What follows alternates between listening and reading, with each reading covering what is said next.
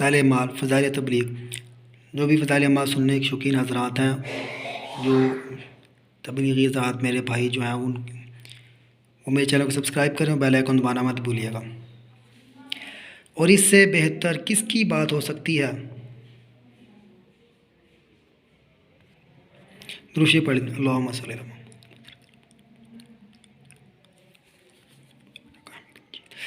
اس سے بہتر کس کی بات ہو سکتی ہے جو خدا کی طرف بلائے اور نیک عمل کرے اور کہے کہ میں فرما برداروں میں سے ہوں۔ اور اس سے بہتر کس کی بات ہو سکتی ہے جو خدا کی طرف بلائے اور نیک عمل کرے اور کہے کہ میں فرما برداروں میں سے ہوں۔ مفسرین نے لکھا ہے کہ جو شخص بھی اللہ تعالیٰ کی طرف کسی کو بلائے وہ اس بشارت اور تعریف کا مستحق ہے، خواہ کسی طریق سے بلائے۔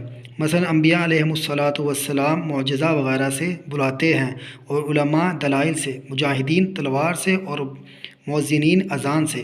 غرض جو بھی کسی شخص کو دعوت الی الخیر کرے اور اس میں داخل ہے، وہ اس میں داخل ہے، خواہ اعمال ظاہرہ کی طرف بلائے یا اعمال باطنہ کی طرف، جیسا کہ مشائخ صوفیہ معرفت اللہ کی طرف بلاتے ہیں۔ خازن مفسرین نے یہ بھی لکھا ہے کہ قال اننی من المسلمین، میں اس طرف اشارہ ہے کہ مسلمان ہونے کے ساتھ تفاخر بھی ہو اور اس کو اپنے لیے باعث عزت بھی سمجھتا ہو، اس اسلامی امتیاز کو تفاخر کے ساتھ ذکر بھی کرے۔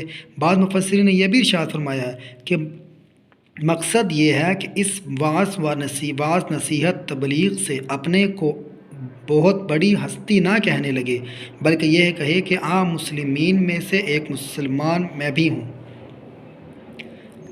اللہ پاک ہمیں عمل کرنے کی توفیق عطا فرمائے، اور جو بھی اس فضائل اعمال سننے کے شوقین حضرات میرے چینل کو سبسکرائب کریں اور بیل آئیکن دبانا مت بھولیے گا۔ السلام علیکم۔